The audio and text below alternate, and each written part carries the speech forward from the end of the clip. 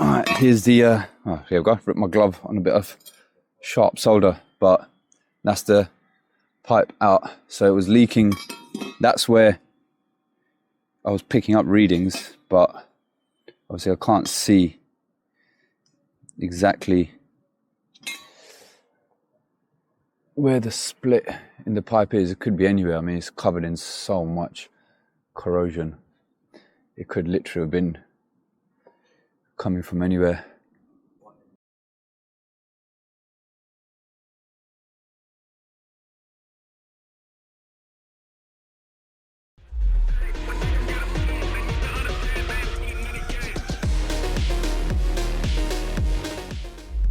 Welcome back everyone to today's video. Happy Sunday and happy Easter. Hope everyone's having a great weekend, and don't know if you're working tomorrow or whatever you're doing this long weekend. Hope you've had a good one. So this job is just one job. Well, I say it's one job, it's one property, but there were multiple jobs that I had to do. We basically just started from 0, went to 100. And yeah, there was a lot going on. I uncovered bits as I went through the video. So I hope you guys do enjoy it. If you haven't already, please don't forget to hit the like and subscribe buttons. I am getting a few more bits together for the 10K giveaway. I know I've surpassed it now, but I'm speaking to a few other companies. There's a few other bits that I've been told that I'm going to be getting given, or I'm going to be sent information about what I can announce. So in the next couple of weeks, hopefully, I'll be able to make an announcement of exactly what's going to be involved in the giveaway and what the rules are to get involved in everything.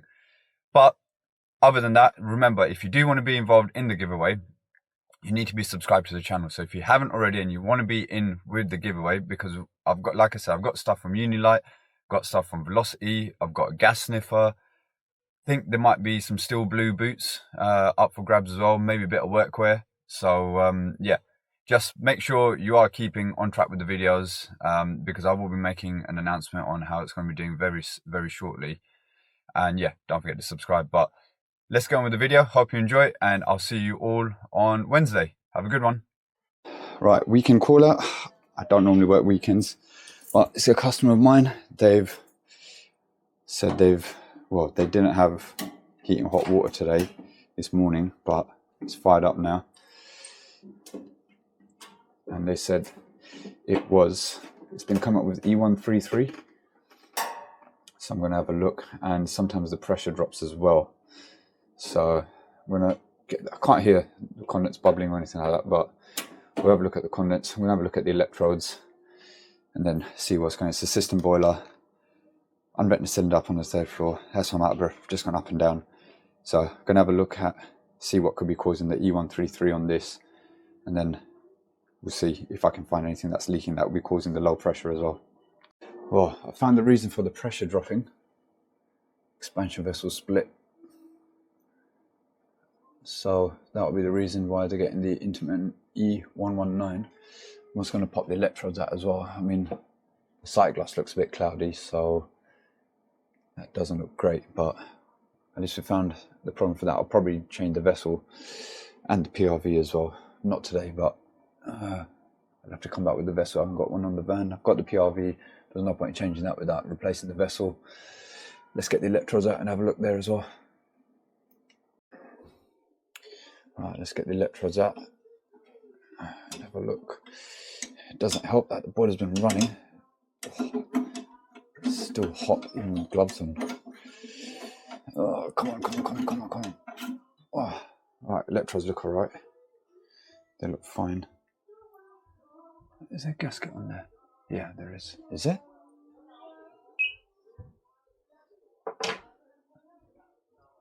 Yeah, there is a gasket on there. Yeah, electrodes are fine. So we'll have a look at the condense as well, see what's going on with that. Right, so just taking the burner out just to check for if there was any condense backing up, because down here, that elbow, you can see it's been leaking in the wall. So I thought in case it's been backing up here and then causing that to lock out, but I was looking for if there was a stain mark on the rear insulation pad, if the condense had backed up, but it doesn't look like it. But whilst I've got it open, I'm just going to give this a little hoover out as well. Nothing on the insulation pad as well. Electrodes are fine. Flame wreck is good. Burner seal is all fine. So nothing obvious for the E133 fault, but give this a clean out. I'm gonna whip the plastic bit off of there and see what that trap's saying as well, if it's all blocked up inside maybe. But yeah, the E133 fault seems to be not as straightforward as the E119, but let me get that cleaned up and have a look at that condense. So that was a bit of a weird one. The E119 fault I've obviously sussed because the vessel split, and when I looked outside, the PRV has been going as well. So that's no problem, I'll get that sorted. And to be on the safe side, I'm probably just going to replace the condense hose anyway, the corrugated one with the new silicone one, because we know that splits. So whilst I'm doing all this work, rather than getting another call back later on in the future, I'm just going to price it in and get that sorted. So that eliminates that. The E133 though is a bit of a strange one because all the usual stuff is checking out. Before I left, I did a gas rate on it, basically did my 26.9 checks, and everything worked out. Working pressure is fine. The meter is literally out there and the boiler's there. So the meter and the boiler are literally on back-to-back walls, so to speak. So there's no problem with the working pressure. 21 millibar at the meter and 21 millibar at the boiler because it's so close, which is perfect. Done a sweep test with my analyzer around the turret seal. I couldn't see any staining, but I thought, let me just double check. Not picking up any PLCs. Did my flue integrity check on the actual flue test point, on the air integrity test point on the flue. That was fine. Flue gas analysis, combustion readings are fine. I'm a bit lost when it comes to this one. They're going to let me know if it happens again. I've asked them to do a video recording of it and then see if I can hear bubbling or gurgling or anything like that. Then that would indicate possibly there's an issue with the condense somewhere. I do think it's something to do with the condense because the way that elbow goes into the wall and where it's all been leaking on there. I do feel it's something to do with the condense, but I can't be 100% sure. So I'll just have to come back and see when it happens again. Well, I'm going to be back here anyway to change over that Vessel PRV. So we'll see if it happens again within that time. Okay, we are back at this Potterton Promax system. So remember, we had the split expansion vessel. We can see the rust marks on the bottom there where it's been leaking out. It seems to have dried up the water that was in there. So I'm going to replace that and replace the PRV. Now on these, you need to remember there's two types of PRVs. You've got this one, which is the big, I call it the big head PRV, and then you've got the other one, which is the small head PRV. They're both three bar PRVs, but the heads are not interchangeable. They're different sizes. Believe me, I've tried it. I've tried interchanging them and it doesn't work. This big head one is too big to go into the body of the one with the small head. And the small head one, as the name suggests, it's too small. So when I've just swapped the heads over and I've repressurized it, just keeps letting by or passing through the PRV. So you need to make sure you've got the right ones. For this one, part number for the big one, big head one is 7207-87801. I'll put it in the description. So if anyone else needs to get this for van stock, you can do. So I always keep, maybe I think I need to stock up. I usually keep 2 of these and 2 of the small head on the vans. So I think I've used, this is probably my last big head PRV, so I'll have to get another one for van stock. And then the expansion vessel on these. So this is the 8-litre vessel. Yeah, 8-litre vessel. This is the vessel part number. So the Baxi part number is 5114691. Again, I'll put that in the description. So if anyone needs to get these, you can do. These vessels are generic for a whole range of these boilers. I think it's the same vessel in the Duotex, in the system boilers, the combis, obviously not heat only. But I think it's only the GA boilers which have got a different style vessel where you've got, see where you've got the shredder valve there? That on the GA one sticks out above the casing of the boiler, so that's a different vessel. But these ones, it's the same vessel which you can use in a whole range of different boilers. They haven't had the E133 fault come back since I've been on the weekend, so which is good, because I was going to look at potentially changing the spark generator or the electrodes, but where it's not come back, there's nothing for me to replace regarding ignition lockout. So we'll just ask them to keep an eye on it, keep monitoring it and see what happens. But in the meantime, I've just drained the boiler out. I'm going to recharge that vessel just to make sure that, get rid of any water that's left in there. And then we'll remove it, get this one on, get the PRV on, repressurize it, test it, and then we should be out of here. So as soon as I've just put my compressor on there, that's already starting to come out, so you can tell that's just full of water now. You can hear it as well. So because I'm getting rid of the vessel, I'm just pumping up to 2 bar just to push any water out of it. So let's go ahead and do that.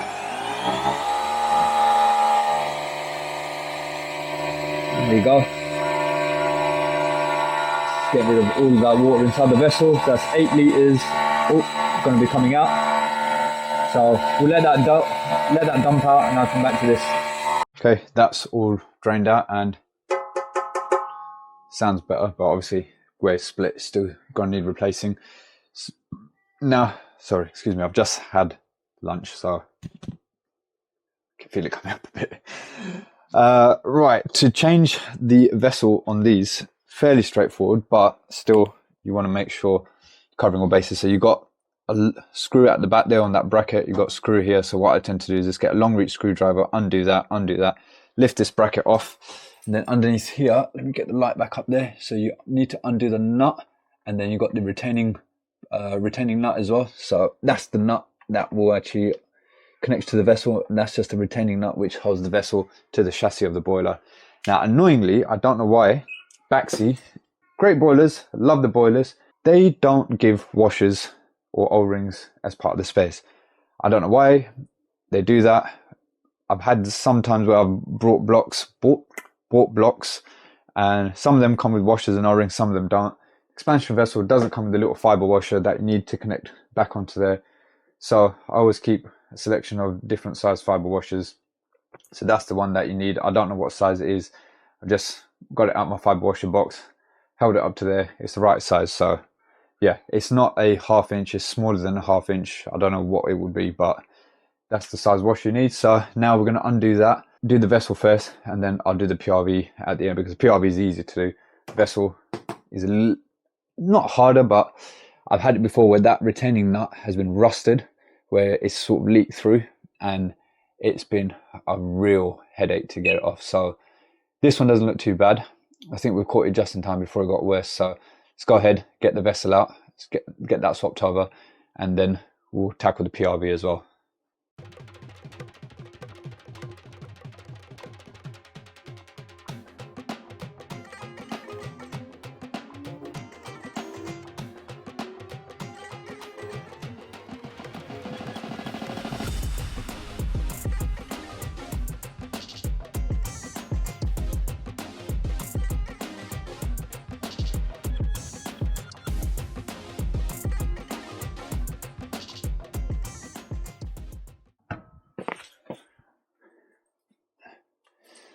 Go. Right, let me grab that screw before I lose it. So I've got that. Old vessel's out there. New vessel is in here. Fiber washer, just checking, look on there, that is the same size there. So now I'm going to pause this, just get this out, get in position. So these are the 2 main bit holders that I use. So got the I think this is 120 mil, and this is the 300 mil. That's the size difference. The reason I like these ones because they've got very, very strong magnets in them. So especially for stuff like this, even when I've dropped screws or stuff behind boiler cases, I just get this, put a bit on the end of it, and I can fish out as long as the screw or whatever is magnetic. So now let's get this back into position here.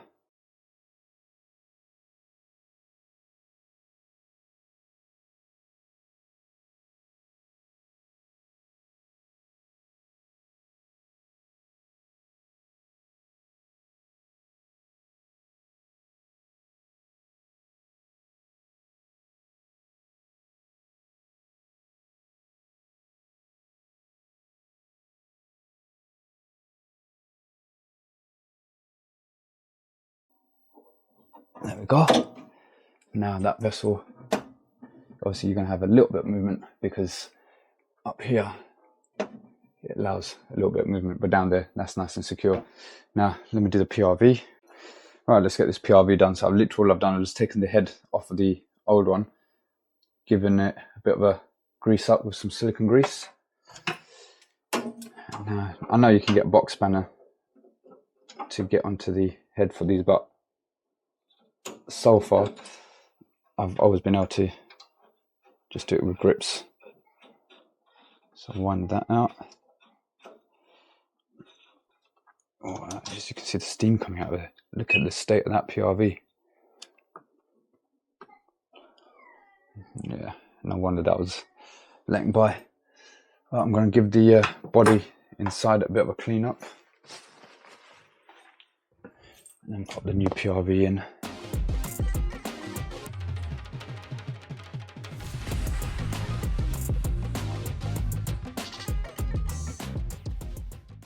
Okay, right, that's in. Let's shut the drain off.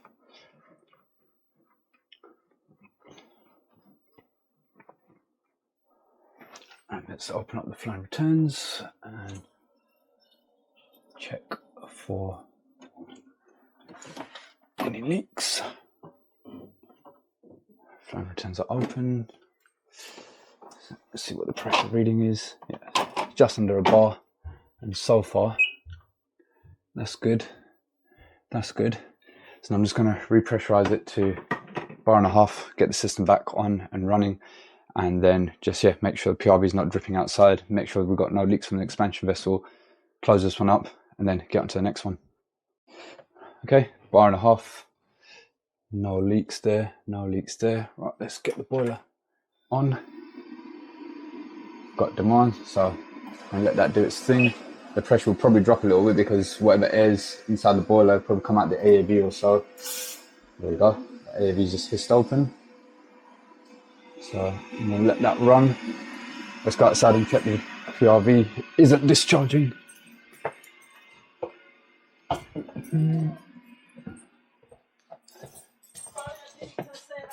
No, that's all right, that's no problem.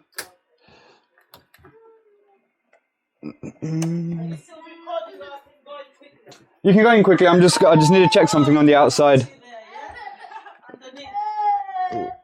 Ah, yeah, I got it. You got it, yeah? Yeah. It stops the little ones from opening the door, yeah. Alright. There you go. Boiler's fired up. PRV stopped discharging. Job's done.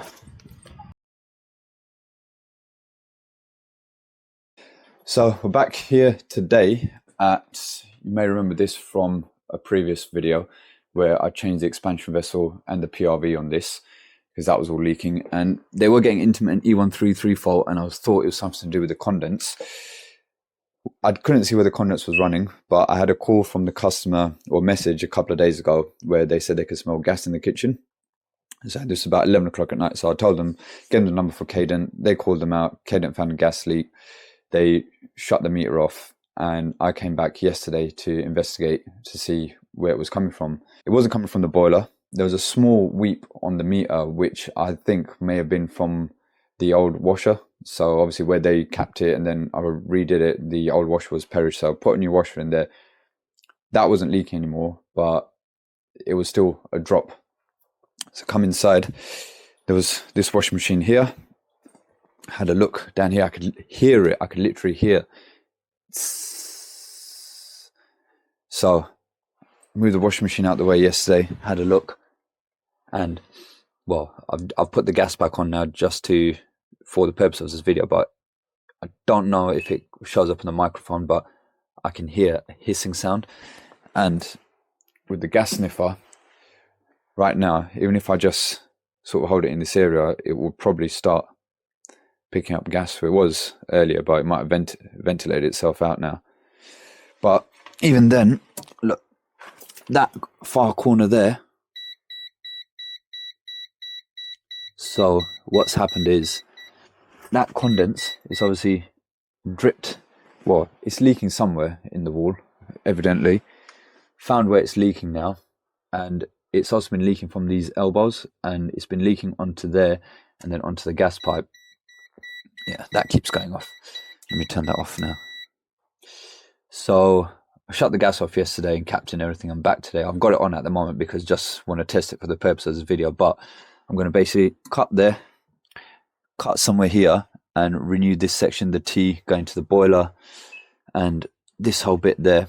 But I'm also going to renew this bit as well. So this is the cold feed, and that's been leaking there's unnecessary compression joints there, so I'm going to I might try and cut it before that T if I've got enough space to get my press gun on. If not, I'll just cut it there. I mean, it's only a small dead leg there, so it's not going to be major, but if I can cut it before the T, I will. If not, I'll cut it here, renew that bit, maybe just up to there, or actually, yeah, I might just cut it there and renew that bit because I don't like how that looks as well.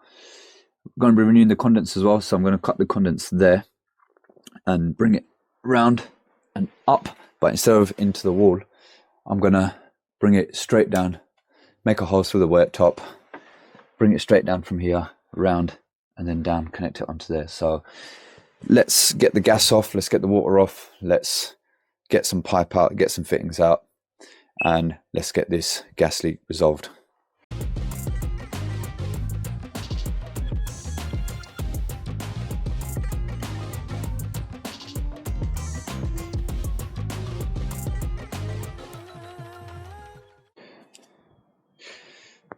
Alright, here's the, here we go, ripped my glove on a bit of sharp solder, but that's the pipe out. So it was leaking, that's where I was picking up readings, but obviously I can't see exactly where the split in the pipe is. It could be anywhere. I mean, it's covered in so much corrosion. It could literally have been coming from anywhere. Look at all that. This is what condensate water can do to copper pipes. So this is why you don't run condensate pipework in copper, because it will eat through it. And I've seen people run condensate pipework in copper, but more importantly, you just want to, this is obviously, it's a freak accident. It's not been done deliberately or anything, but it just goes to show over time, the acidity in the condensate will eventually eat through copper. And then obviously this is a gas leak, it could have been a water leak, it could be any form of leak, but it's sorted now. Well, it will get sorted now. I'm going to repipe it and then get it all back up and running. Right, I didn't get footage of me doing the pipe because it was quite tight in there, and all you would have seen is my back, which if you really want to see it, let me know. It's not very impressive. Neither is the pipe work, but it works. It's functional. I've literally just cut there, elbow in there, reducing T there. Had to put slip coupling in here because I kind of snooked myself a bit where I didn't have enough play on the pipe work to get that on. So slip coupling on there. Now I'm going to go and do a drop test, make sure that's all good. And as long as it is, then I'll sort out the water. I hope it's good. Right, thank God for that.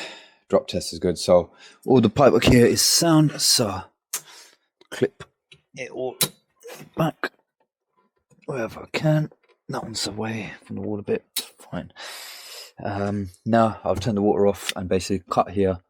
Like I said, I'm going to try and put a cut there if I can. If I think it's going to be a bit tight, just to be on the safe side, I'll probably just cut it there. And I might just pull a bend and then coupling, job done. Water's back on. That's all been repiped. Had to use another slip coupling there because, again, I had not enough movement on the pipe. So that's done. Now, condense, like I said, I'm going to bring it from there straight down, holes through the worktop, bang, bring it around the corner, and then cut in between those two clips, and then just tie it into there.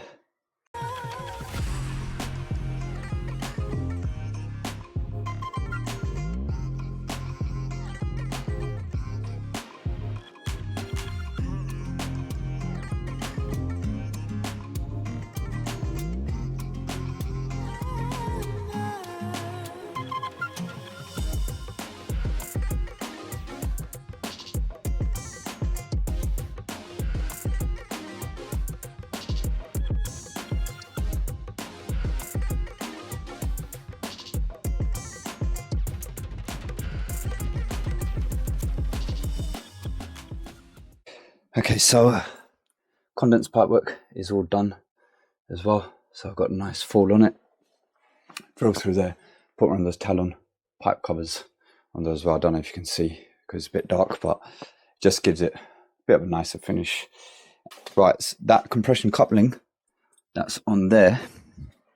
I keep a few of those on the van because, as you know, sometimes when you're working on overflow pipe or waste pipe in general, different brands will be slightly different sizes. So this is what I use. It's by McAlpine. That's the code R1M-CO.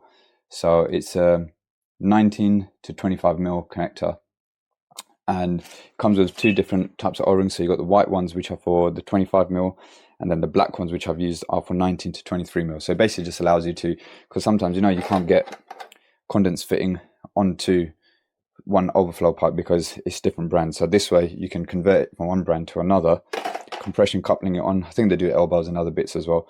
And then you can just carry on with whatever brand pipe you use. I use Aquaflow. So Aquaflow I get either from Toolstation or from my local supplier. And it's really annoying when you get to a job and you've got to adapt onto other overflow and it's either too tight or too loose, and then nightmare. So keep a couple of these on the van because they will get you out of trouble if you ever need to adapt.